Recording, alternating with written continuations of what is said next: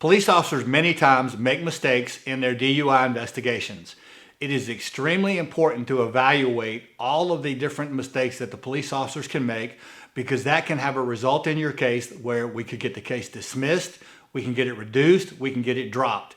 It is extremely important to evaluate these cases from a standpoint of all 10 mistakes that they can make. And I certainly want to emphasize to pay attention to number 4, number 6, and number 8 in the list that follows. Number 1, in chronological order, one of the things we look for is the reason for the stop. In other words, is there reasonable articulable suspicion in your case to pull you over and investigate you for a DUI?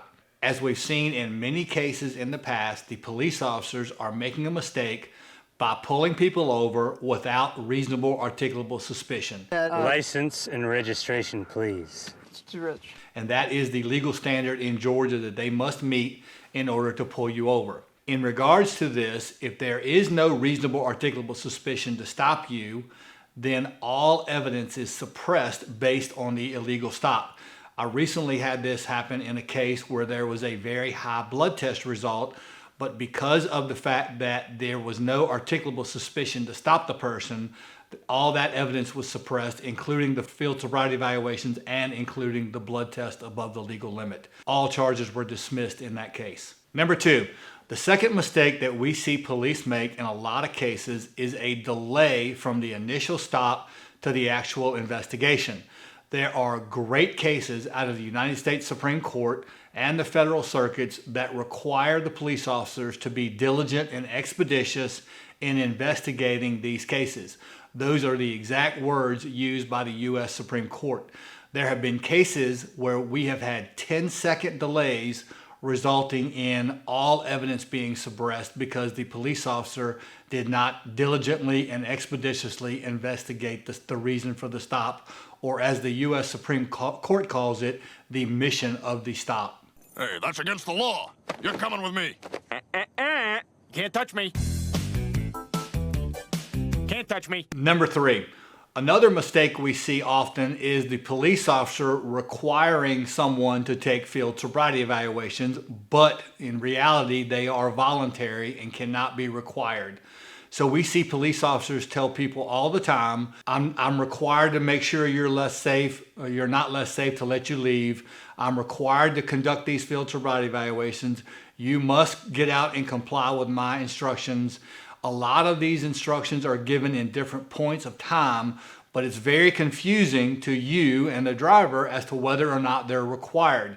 Many times the police officers making these mistakes will result in evidence being suppressed, such as those field sobriety evaluations and also involuntary statements. Number 4, one of the mistakes we see in almost every single DUI investigation is the police officer conducting the field sobriety evaluations incorrectly. Okay, that right there, that was messed up. We look at the field sobriety evaluations from beginning to end, following the manual, and we want to know whether the police officer did the field sobriety evaluations as required pursuant to their own training manuals. The police officers rarely, if ever, do these field sobriety evaluations as required.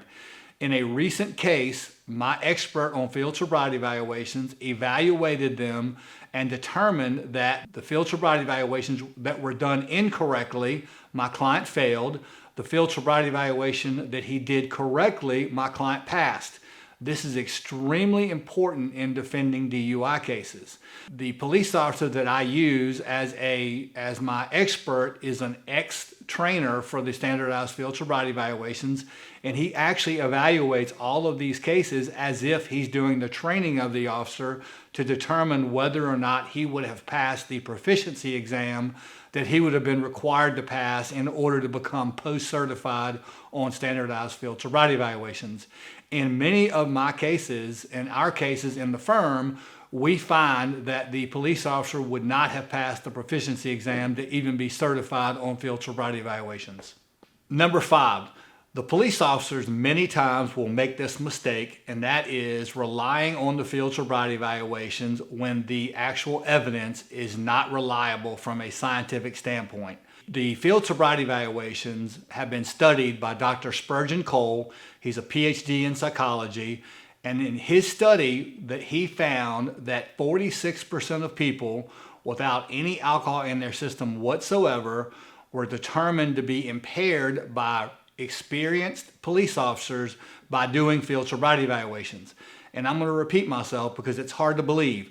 46% of people without any alcohol in their system whatsoever were determined to be impaired by experienced police officers by using the standardized field sobriety evaluations. Marge, in a world gone mad, only a lunatic is truly insane. This shows that these field sobriety evaluations are not scientifically reliable and not scientifically accurate as far as determining impairment. It is my belief that field sobriety evaluations are actually improperly named and are not determining someone's impairment or sobriety. Number 6. The police officers many times will make an arrest when there is not probable cause to believe that they are impaired or DUI.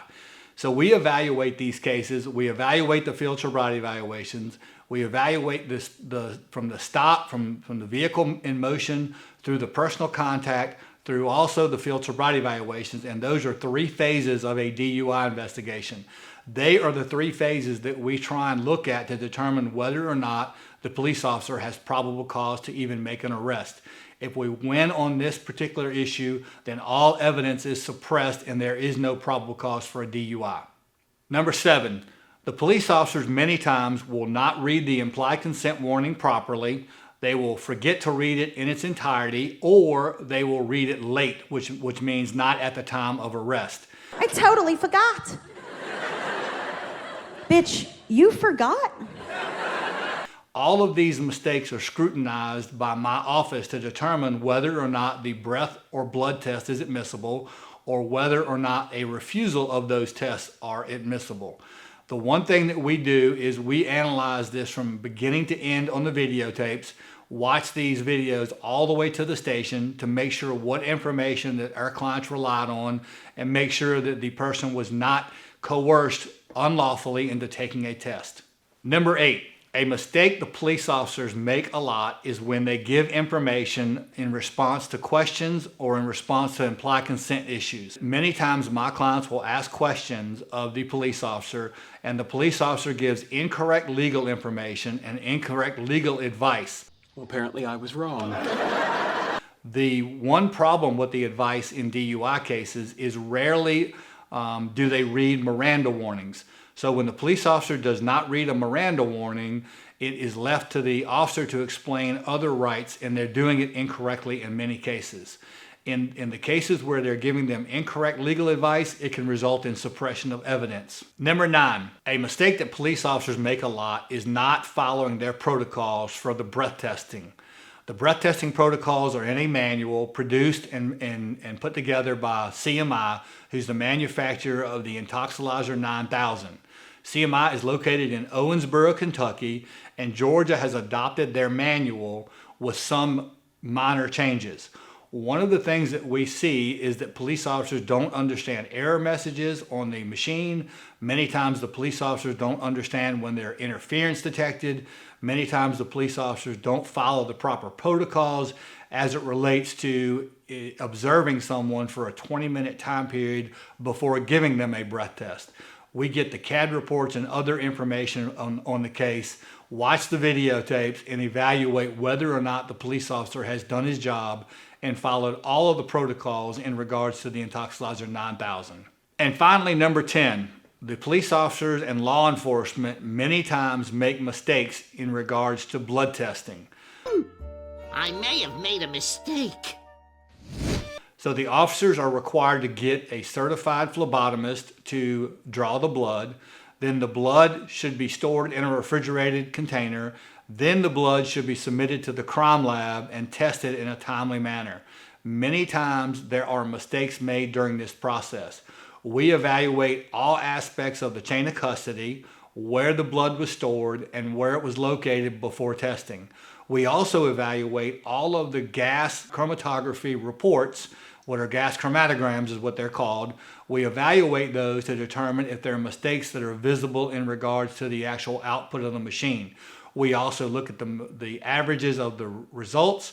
And many people do not know this, but when you get a report on blood from the crime lab, it is the average of 2 separate test results. Sometimes they're accurate, sometimes they're inaccurate, sometimes they have problems, sometimes they do not. We evaluate all aspects of the blood testing to determine whether or not it's a reliable result. In our next video, we're going to go over how to save your driver's license after you've been arrested for a DUI in Georgia.